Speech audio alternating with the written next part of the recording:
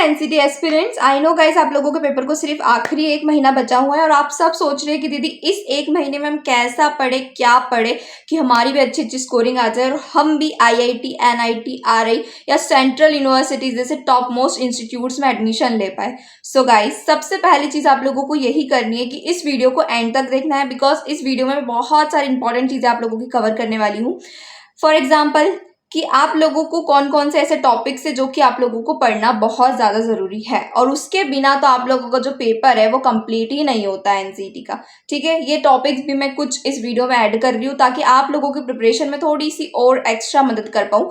सो चलो स्टार्टिंग से स्टार्ट करते। सबसे पहला काम आप लोगों को यही करना है कि आप लोगों को डरना नहीं है। मैं मेरे सारे वीडियोस में बोल रही हूँ कि भाई जो डरता है ना, वो जो आता है ना उसको भी गलत करके आ जाता है, तो आप लोगों को ये चीज़ अवॉइड करनी है।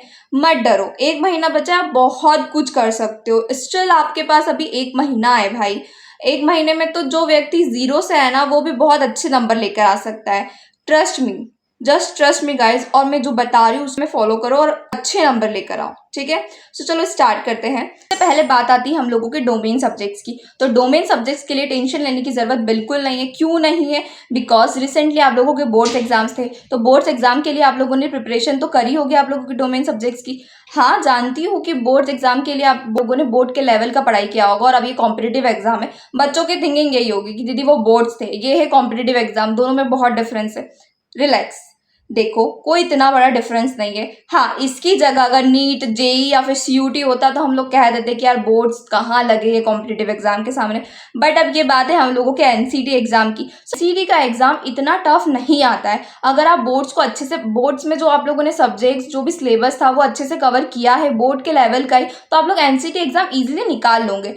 हाँ, अगर आप लोगों के सामने एनसीटी के अलावा सीयूटी होता तो भी आप लोगों को एक्स्ट्रा पढ़ना पड़ता, क्योंकि जो सीयूटी का लेवल है वो थोड़ा सा और ज़्यादा डिफिकल्ट आता है as compare to NCT. NCT अभी 3rd टाइम कंडक्ट हो रहा है, तो जो उसका लेवल है टफनेस का वो इतना ज़्यादा नहीं है, अभी वो ईयर बाय ईयर इंक्रीज हो रहा है, लेकिन अभी 3rd टाइम कंडक्ट हो रहा है, तो आप लोगों को इतनी टेंशन लेने की जरूरत नहीं है।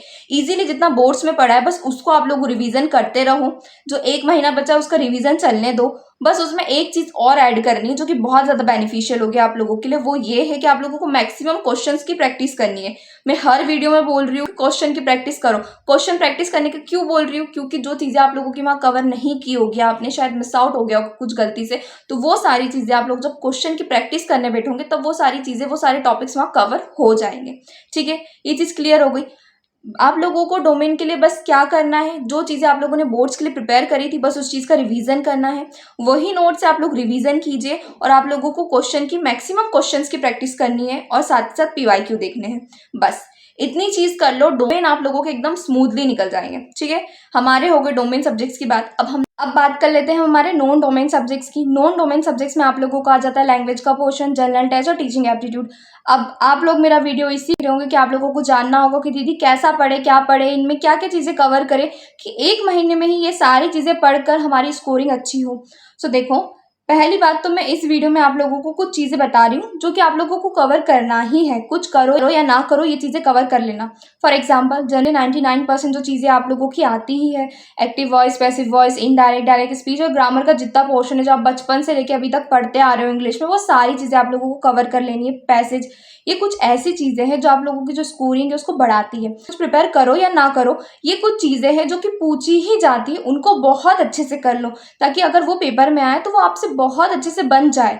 उसके नंबर कहीं नहीं जाने चाहिए। अगर आपको पता है कि ये चीज़ 99% आएगी तो हम उसको 100% प्रिपेयर करके जाएंगे और 100% ही हमारे नंबर आने चाहिए उस चीज़ में। ठीक है, ये चीज़ बस सोच लो, हो जाएगा भाई, आराम से हो जाएगा। ठीक है, इसके लिए आप लोग ये चीज़ अप्लाई करो। इंग्लिश के साथ साथ आप लोगों को यही चीज़ जनरल टेस्ट में भी करनी है। For the general test recently एक वीडियो शेयर किया है मैंने, जिसमें मैं कुछ बता रही हूँ आप लोगों को, कुछ टॉपिक्स बता रही हूँ जनरल टेस्ट के जिनको आपको प्रिपेयर करना है। जनरल टेस्ट में कुछ और प्रिपेयर करो या ना करो, जो टॉपिक्स मैंने आपके साथ शेयर किए उनको प्रिपेयर करके जाना, वो 101% आते ही है आपके पेपर में। ठीक है, आप अगर यही टॉपिक्स को बहुत अच्छे से प्रिपेयर कर लेते हो ना तो जनरल टेस्ट की स्कोरिंग आप लोगों की कहीं नहीं गई। Just trust me, current affairs मान लेती हूँ कि इतने सारे हैं, कैसे पढ़ोगे, लेकिन वो टॉपिक को, वो पोर्शन को आप अवॉइड करते हो, छोड़ देते हो, ठीक है कोई बात नहीं। जो बाकी चीज़ें बताई हैं उसको तो एकदम कॉन्सेप्ट के साथ क्लियर रखो ना, ताकि उससे क्वेश्चन बन रहा है तो अच्छे से कर सको, पूरे नंबर लेकर आ सको। बस जनरल टेस्ट में यही फॉर्मूला को अप्लाई करना है आपको, और कुछ चीज़ को फॉलो करने की ज़रूरत नहीं है, ठीक है।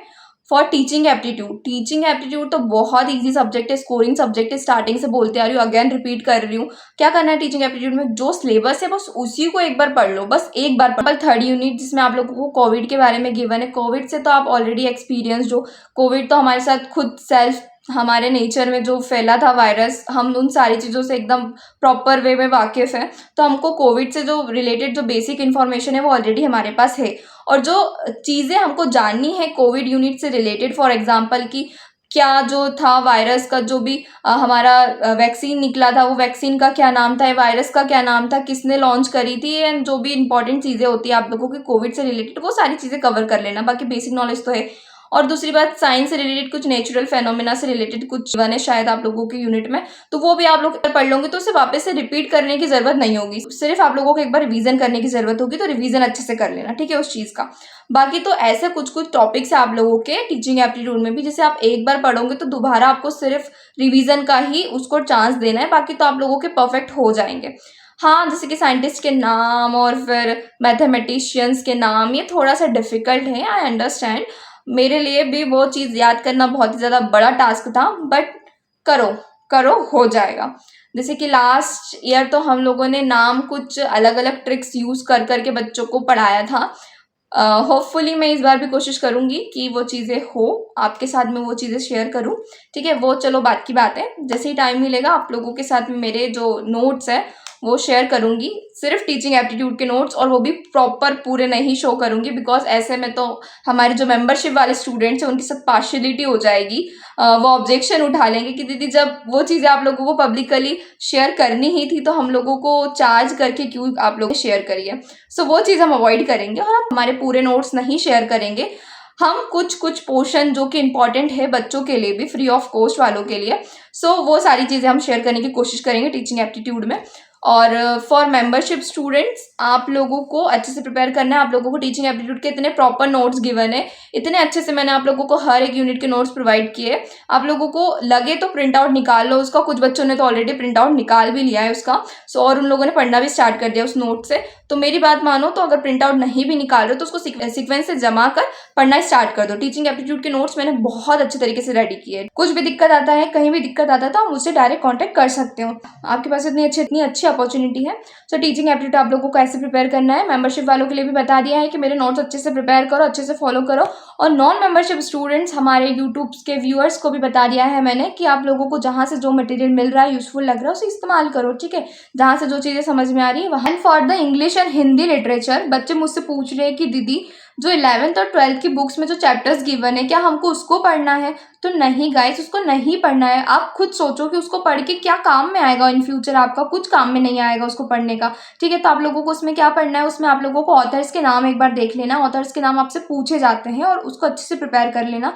और हिंदी साहित्य आपने सुना होगा, हिंदी का साहित्य के बारे में, वैसे इंग्लिश में भी आप लोगों को इंग्लिश का जो भी साहित्य है उसको प्रिपेयर करना है। इंग्लिश लिटरेचर में वो आता है कुछ, और कुछ कम्युनिकेशन का ही आप लोगों का पोर्शन आता है। पेपर को एनालाइज करके आप लोग समझ सकते हो कि उसमें पेपर कैसा बनता है और उसमें क्या क्या आता है, ठीक है। अब लास्ट में आप लोगों को मुझे ये बोलना है कि आप लोग जो टीचिंग एप्टीट्यूड पढ़ रहे हो वो ऐसा नहीं है कि आप लोग बस अभी के पेपर के लिए पढ़ रहे हो, नहीं। आप लोग जब आगे इस प्रोग्राम में एनरोल हो जाओगे ना, तब आप लोगों को एजुकेशन के सब्जेक्ट्स देखने को मिलेंगे, और जो आप टीचिंग एप्टीट्यूड के सिलेबस में पढ़ रहे हो उसी चीज़ को आप लोगों को डिटेल में, कुछ कुछ चीज़ें डिटेल में आप लोगों को आगे आपके जो मिलेंगे आपके एजुकेशन में, अलग अलग सेमेस्टर्स में अलग अलग सब्जेक्ट्स, उसमें आप लोगों को कंटिन्यू करना है, उसमें आप लोगों को पढ़ना है, ठीक है। आई बात समझ में क्या बोल रही हूँ? जो टीचिंग एप्टीट्यूड आप लोग प्रिपेयर कर रहे हो एनसीटी एग्जाम के लिए, वो ही चीज़ उसमें से कुछ कुछ पोर्शन आप लोगों को बड़ा बड़ा एक्सपांड कर करके वहाँ पढ़ाया जाएगा डिटेल में बहुत, ठीक है। बहुत अच्छे से उस सबकी नॉलेज आप लोगों को प्रोवाइड करेंगे आपके टीचर्स।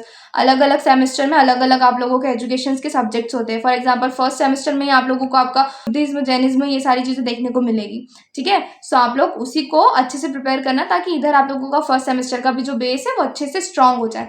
सो प्रिपेयर वेल, और अच्छे से प्रिपेयर कीजिए, डरने की जरूरत नहीं है, आप लोगों का पेपर एकदम स्मूथली निकलेगा। Bye guys and all the best, Tata.